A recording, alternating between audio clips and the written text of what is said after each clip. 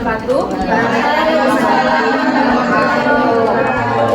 Kami dari kelompok 3 ingin menjelaskan mengenai penerapan teori perkembangan pada pembelajaran IPA topik siklus air.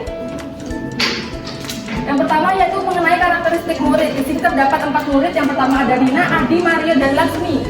Yang pertama yaitu Nina. Nina yang bisa dikatakan sebagai pemikir konkret. Nina ini suka pembelajaran yang terstruktur dan urut, teliti. Dan juga Nina itu termasuk orang yang takut salah. Kemudian Adi. Adi itu si pencari teman. Adi ini memiliki interpersonal kuat dan membutuhkan pengakuan sosial.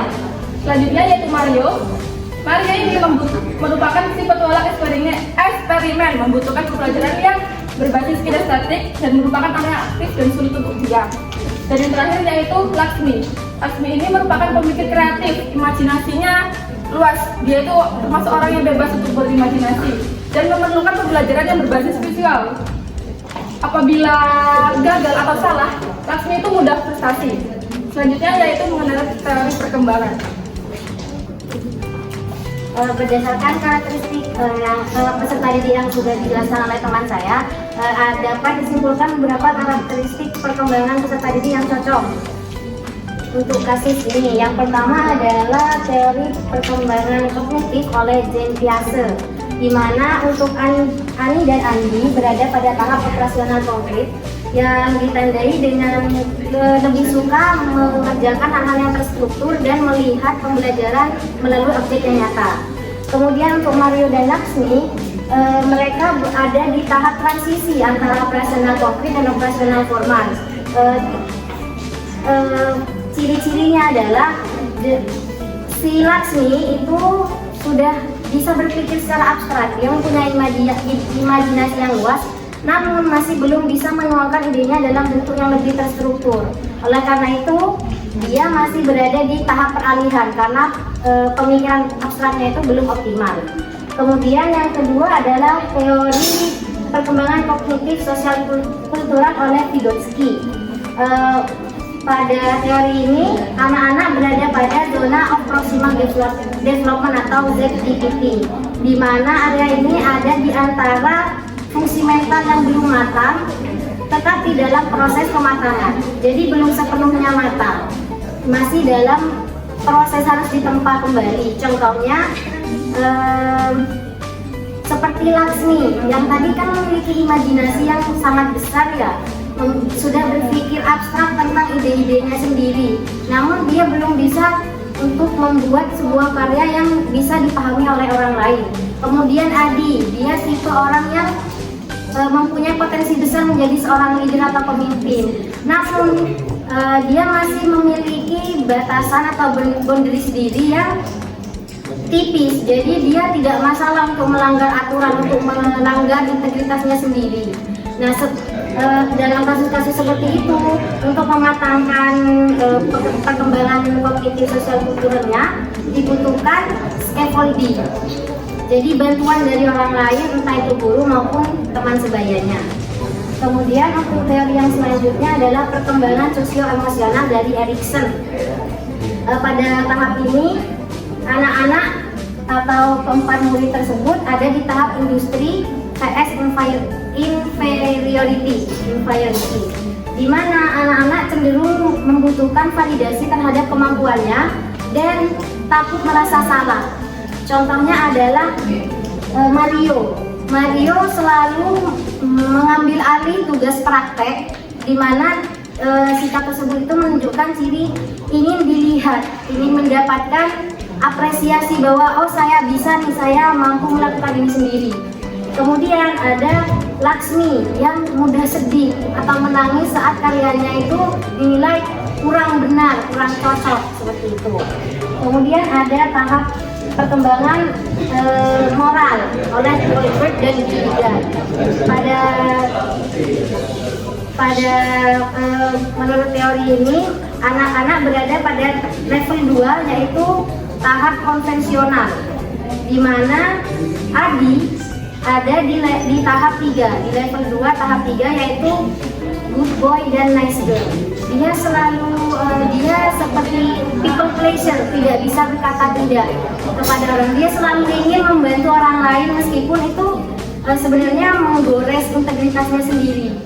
Prinsipnya itu terlanggar, tapi karena dia sangat ingin dinilai baik oleh orang, jadi dia membantu apapun resikonya, seperti itu. Kemudian untuk Nina ada di tahap 4, yaitu orientasi hukum dan keteraturan, di mana dia merasa menjadi orang baik saat mematuhi aturan dan taat terhadap aturan yang ada. Contohnya adalah dia selalu bertanya kepada gurunya apa yang sudah benar, harus berapa. Dia takut apa yang dia kerjakan itu tidak sesuai dengan aturan yang diinginkan oleh guru. Kemudian teori yang terakhir adalah perkembangan fisik oleh Gabbert, di mana Laksmi itu motorik halusnya masih kurang berkembang. Dilihat dari tulisan tangannya yang masih kurang terbaca, masih buruk gitu ya. Jadi orang lain membacanya itu tidak jelas. Kemudian sedangkan si Mario itu memiliki perkembangan motorik halus dan motorik kasar yang sudah optimal. Dia sudah mampu berlarian, kemudian dia juga sudah motorik halusnya sudah bisa membuat prakarya dari tanah liat. Untuk yang selanjutnya, strategi pembelajaran. Baik, selanjutnya adalah strategi pembelajaran. Pada kelompok kami menggunakan strategi pembelajaran pendekatan diferensi model PJBL dengan berbasis STEM, di mana perahu yang dilihat adalah berupa diorama dan di dalamnya terdapat pada bagian konteks. Dalam pembuatan diorama juga terdapat proses diferensiasi dengan pembagian tugas sesuai karakteristik anak, sesuai dengan kebutuhan masing-masing siswa. Selanjutnya, terjemahan teori akan disampaikan oleh teman saya. Baik, selanjutnya yaitu terjemahan teori berdasarkan kebutuhan, lalu tindakan pedagogis yang dilakukan. Yang pertama, menurut teori biasa di sini murid kelas 4 berada pada tahap operasional konkret, sehingga mereka belajar melalui aktivitas langsung dan menggunakan benda-benda konkret. Seperti contohnya pada Nina di sini, karena Nina membutuhkan pembelajaran yang terstruktur, maka Nina ditugaskan untuk mengurutkan tahapan siklus air. Kemudian untuk Mario karena membutuhkan praktik, maka ditugaskan untuk merakit dan mencoba diorama. Laksmi yang membutuhkan visual, maka ditugaskan untuk menggambar dan memberi label. Dan Adi di sini, karena Adi di sini belajar lewat pengalaman, maka Adi ditugaskan untuk melakukan diskusi dan juga presentasi. Yang kedua yaitu menurut teori Vygotsky. Nah, menurut teori Vygotsky di sini pembelajaran akan optimal apabila melalui interaksi sosial dan juga metode bertahap. Pada Nina di sini membutuhkan panduan atau langkah dalam pembelajaran, maka Nina di sini diberikan checklist kerja. Yang kedua, Adi, karena Adi di sini membutuhkan interaksi yang terarah, maka Adi di sini ditugaskan menjadi fasilitator diskusi. Yang ketiga yaitu Mario, karena Mario di sini butuh akan batasan perannya, maka Mario di sini ditugaskan untuk pembagian tugas yang jelas. Laksmi, yaitu karena dia membutuhkan pembelajaran yang berbasis visual, maka Laksmi di sini diberikan contoh dan template agar mempermudah Laksmi dalam memahami konsep secara visual. Yang ketiga yaitu menurut teori Erikson. Menurut teori Erikson di sini, anak berada pada tahap industri versus inferiority, yaitu murid membutuhkan pengakuan agar mereka merasa mampu. Seperti Nina di sini, karena Nina membutuhkan kepercayaan diri yang tinggi, maka Nina diberikan proses prize. Yang kedua yaitu Adi. Karena Adi di sini membutuhkan pengakuan sosial, maka Adi di sini diberikan sebagai koordinator kelompok untuk memenuhi kebutuhan pengakuan sosialnya. Yang ketiga yaitu Mario, karena dia selalu ingin merasa berhasil, maka Mario ditugaskan sebagai pelaksana eksperimen.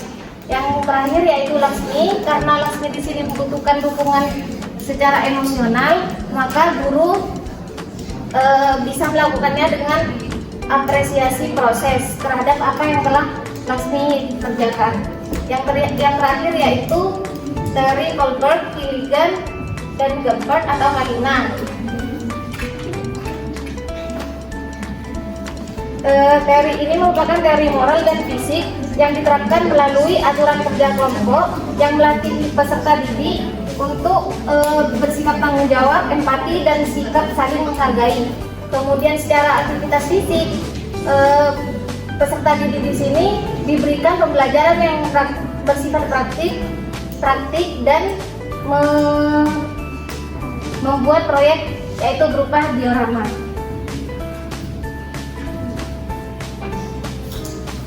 Baik, karena penjelasan kami sudah selesai, mungkin dari teman-teman ada yang ingin mengajukan pertanyaan, bisa ditulis di sticky notes masing-masing, kemudian ditempel di sini.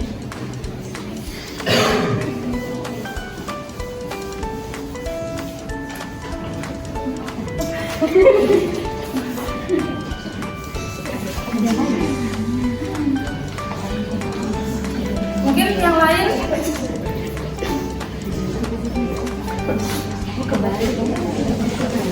ada yang mau menempelkan pertanyaan lagi? Sudah.